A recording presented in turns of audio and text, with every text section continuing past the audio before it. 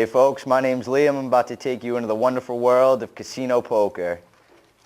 Right now, thanks to televised poker events and internet poker, poker right now is at an all-time high. There's a lot of money to make and there's a lot of fun to be had. First, we can go over the ranking of the hands so you understand what you want for your hands to be. The best hand to come out possible would be a royal flush. There'll be a 10 to an ace, all of the same suit. You're not really likely to get this hand if you're only playing on an occasion, and when you do, you want to milk your opponents out of all the bets you can get. After that, we go to the straight flush, which is another straight, including all in a row with the same suit. This would be the deuce to six, but it'd go anywhere from the 9 to king. After that, we get to four of a kind.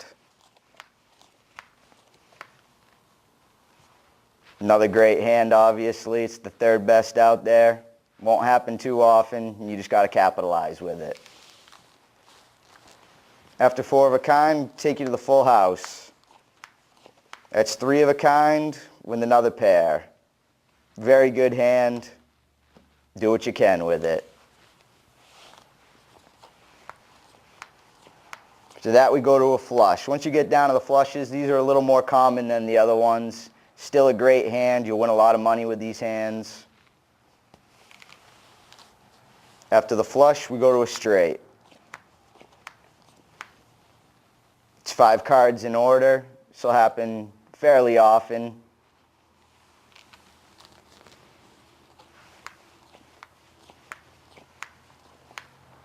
But within the straight, you have the set, or three of a kind. Great hand.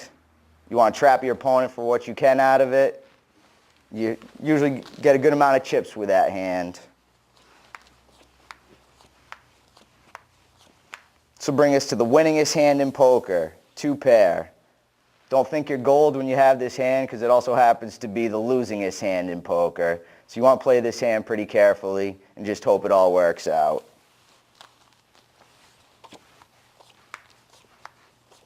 Towards the bottom of the pecking order, we have a pair.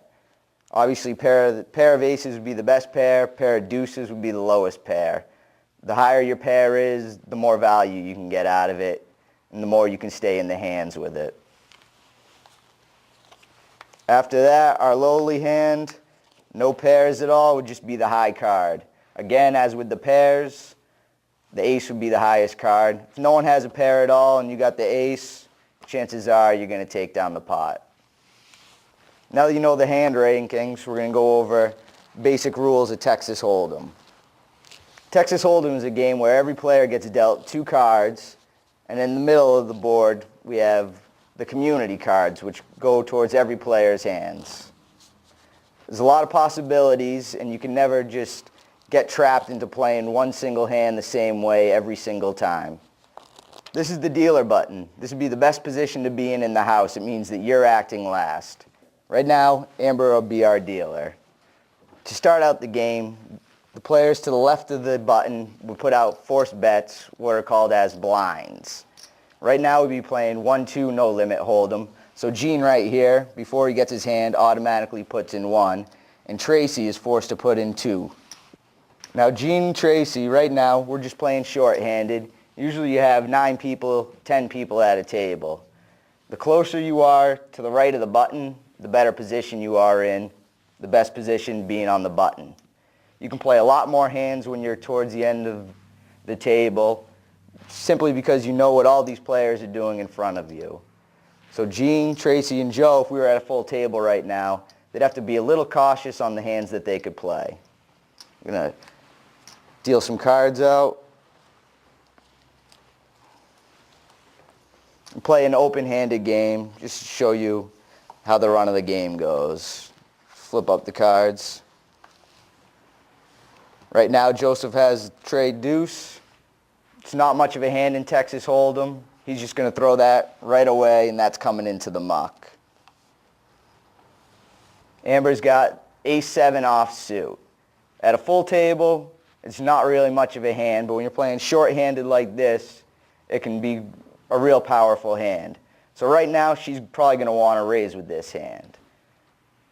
The standard raisers in Texas, No Limit Texas Hold'em is anywhere between 3 to 5 times the blinds.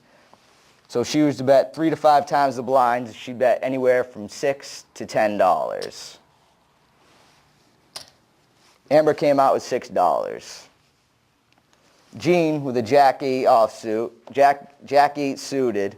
Again, this is short-handed, so all the hands go up in value. If this was a full table, he'd be tossing that away. But for right now, I'm going to have him call, so he'll owe 5. 6-10 suited, he's on the blind. Whenever someone's raising on the button, you got to think that they might be just trying to steal your money from the blind. So you're forced to call with a little more hands than you'd actually want to.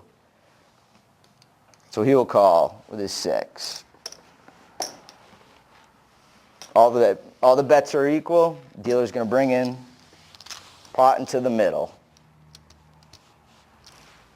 This is where the first 3 community cards come up. That's called the flop. We burn 1 card just in case there's a marking on here. No one knows what card is supposed to come up on the flop.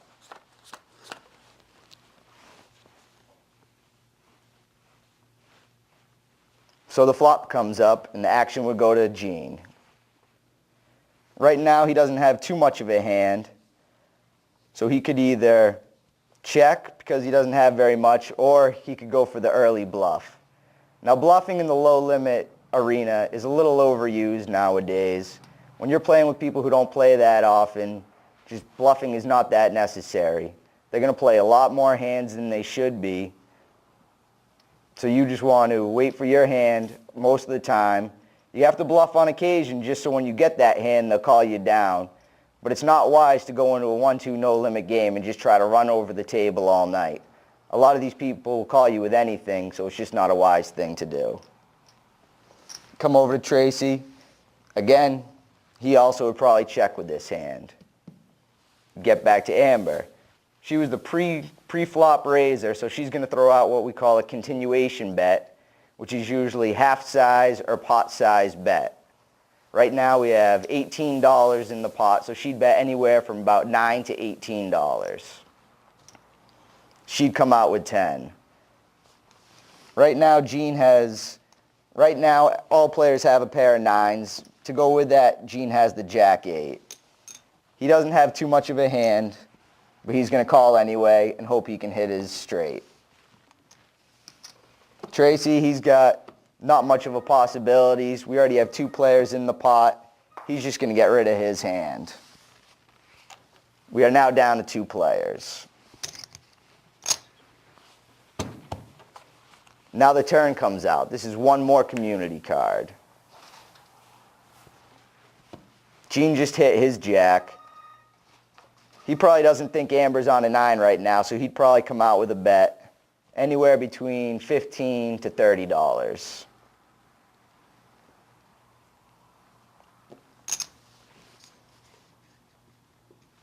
Gene comes out with 20. So now Amber, in order to stay in the hand, has to call 20.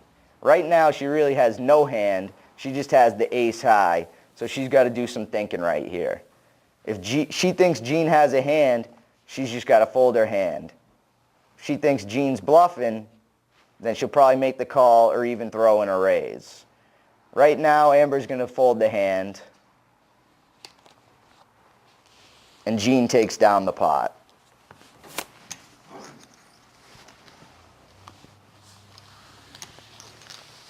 Buttons would move. Now Gene would be the dealer. We're just going to throw out a simulated flop. All right, we set Tracy up right here with 3 of a kind. I want to show you how when you flop 3 of a kind, it'd be a good way to play it. So we have, let's get a call from everyone here. $2. $2. $1 more from Tracy. Give Amber a change. Anytime you don't have the exact change to put in, you can throw in an oversized chip, and the dealer will make it up from the money that's in the pot. So she got her change, and we're good to go. Tracy just flopped 3 of a kind, so he's got 2 options right here. He can come out and throw out a bet right away, hoping to get called, or he can check, hoping to induce a bet so he can come over the top and raise. Right now you got possible straight draw and a possible flush draw. Best move for Tracy right now would be come out with about a pot-sized bet, which is $8. Tracy bets 8. Joseph here's got a decent hand with an ace-jack. It doesn't really fit into this flop that well, but he's still got 2 overcards, a runner-runner straight, and a runner-runner flush. What a runner-runner means is when you get 2 cards on the turn and the river to complete your hand. This doesn't happen that often, but if a small enough bet is in front of you, it's worth it to go for it. We'll have Joseph call with the 8.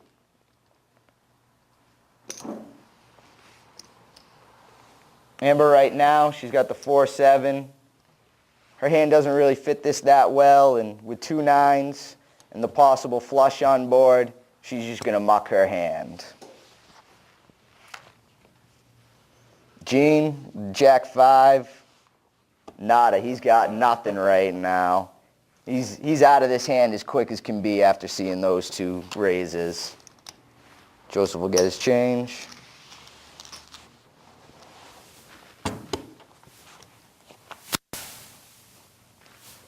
This is a problem card for Tracy. This is a good card for Joseph.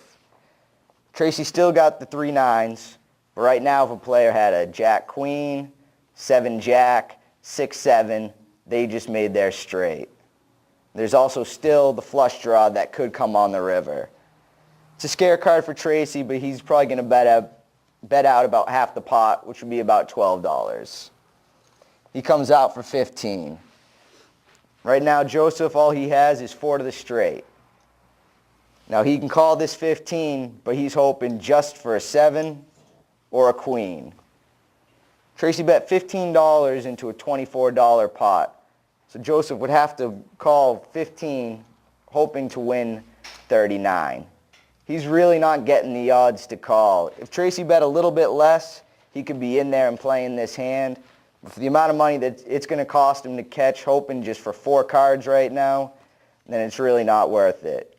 One thing you got to keep in mind is how many outs you have. Right now for Joseph, he's have 4 7s and 4 queens. He's got 8 outs. Right now, that's just not enough outs for him to continue with the hand. So he's going to fold reluctantly, hoping he'll get them on the next time. Tracy takes down the pot. These were just some open hands to help you understand how to play. Thank you, sir.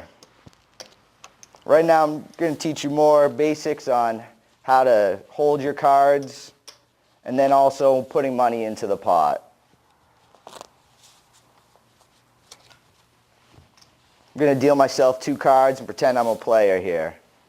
When you're playing Texas Hold'em, you don't want any of your opponents to see your cards. These are just you. You don't even want anyone behind you seeing your cards.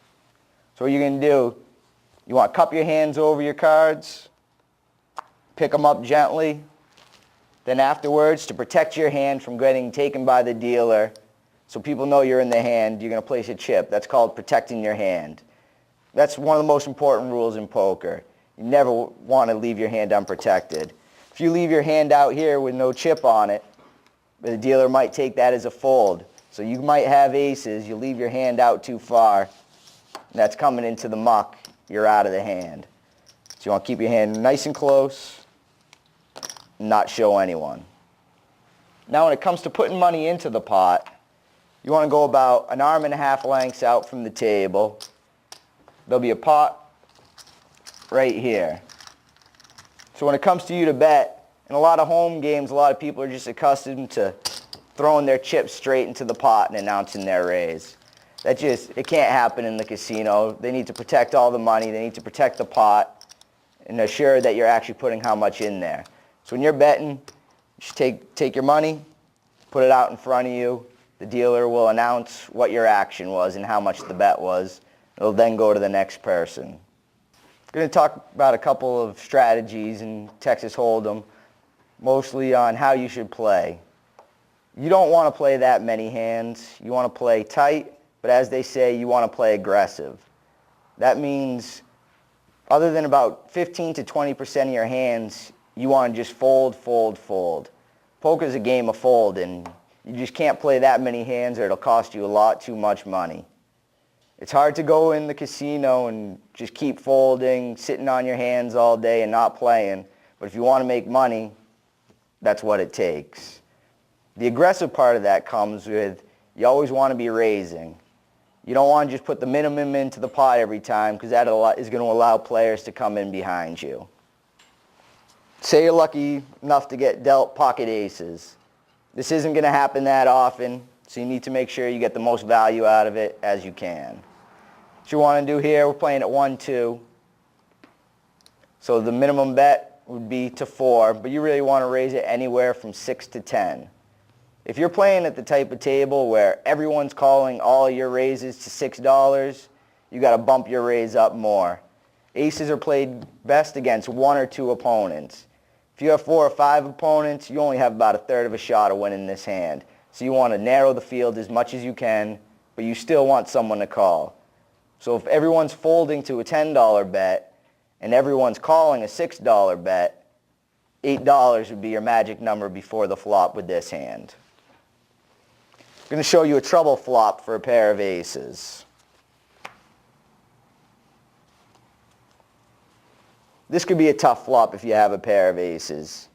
You can't give any free cards right here. You have the flush draw and you have a gut shot straight draw. What you want to do is you want to make it as expensive for these people to be drawing, hoping that they're going to hit their 1 club. So you want to bet about the pot, half pot to pot, maybe even a little more pot. It all depends on your players. That's the thing about poker. Nothing's just automatic play. Nothing's written in stone. You have to adjust to the players around you at all time. You have to understand what kind of hands they'll play, what kind of hands they'll call with, what kind of hands they'll bluff with. So you really need to pay attention. So you've done that. You've raised. One person's called you.